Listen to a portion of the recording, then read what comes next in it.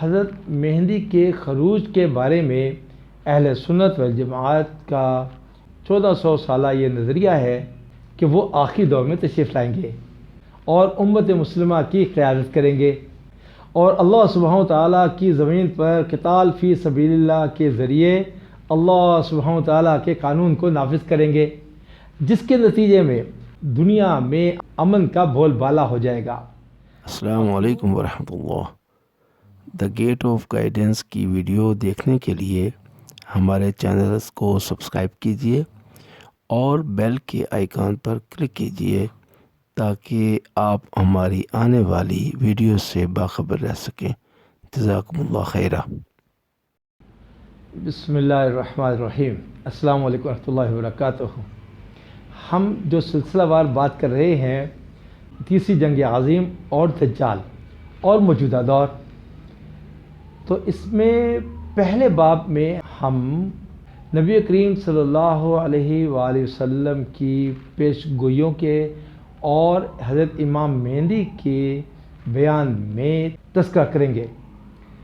حضرت مہدی کے خروج کے بارے میں اہل سنت والجماعت کا 1400 سالہ یہ نظریہ ہے کہ وہ آخری دور میں تشریف لائیں گے اور امت مسلمہ کی قیادت کریں گے اور اللہ سبحانہ وتعالیٰ کی زمین پر قتال فی سبیل اللہ کے ذریعے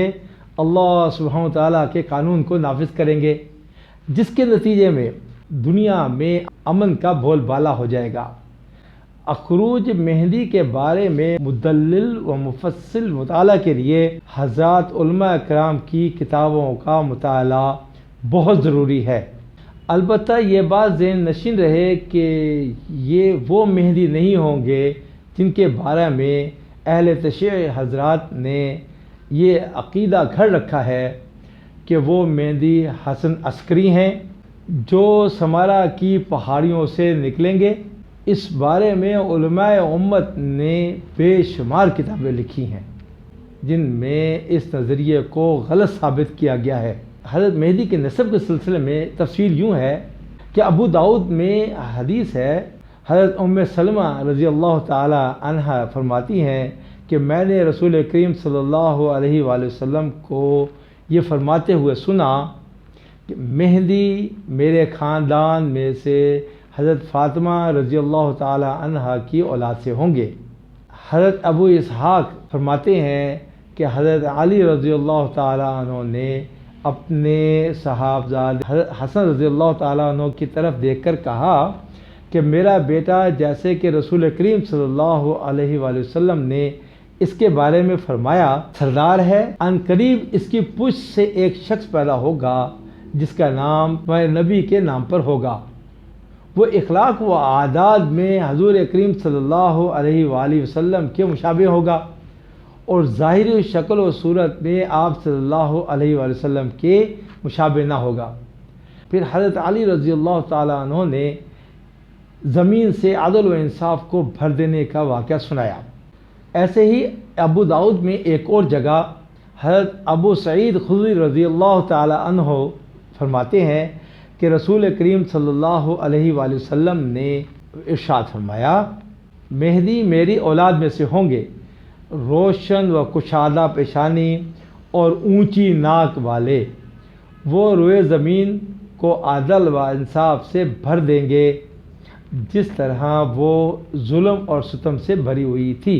وہ 7 برس تک زمین پر برسر اقتدار رہیں گے۔ اس کے فائدے میں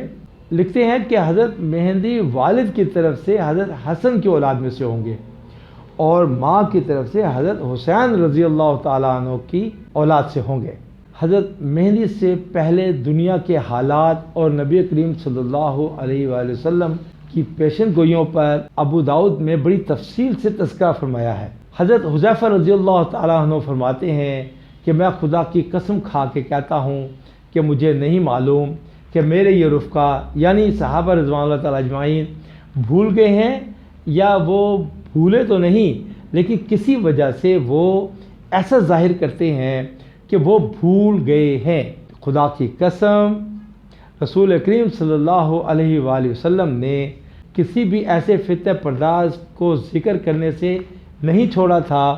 جو دنیا کے ختم ہونے تک پیدا ہونے والا ہے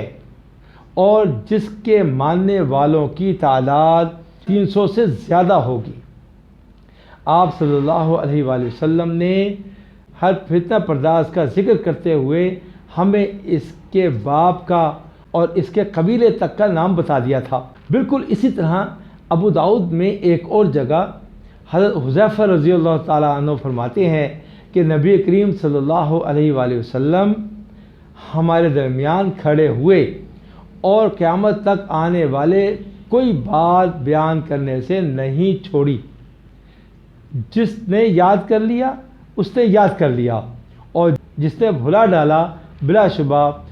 صحابہ اس کا علم رکھتے ہیں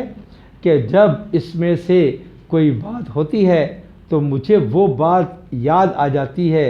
جیسے کہ کوئی آدمی کسی کو غیر حاضری میں یاد کرتا ہے اور پھر جب وہ سامنے آتا ہے اس کو دیکھتا ہے تو اس کو پہچان لیتا ہے۔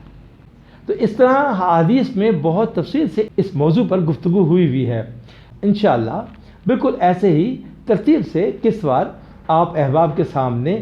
گفتگو اور تفصیل رکھتے رہیں گے اور بیان کرتے رہیں گے۔ آپ احباب ویڈیوز کے ساتھ منسلک رہیں، اور جن احباب نے پچھلی ویڈیوز نہیں دیکھی وہ احباب پچھلی ضرور دیکھ لیں تاکہ سلسلہ جاری رہے اور کوئی بیچ میں بات نہ آئے اور سمجھنے میں دشواری نہ آئے۔ انشاءاللہ اگلی ویڈیو میں ملاقات کریں گے، اس وقت تک کے لیے اجازت دیں۔ السلام علیکم ورحمۃ اللہ۔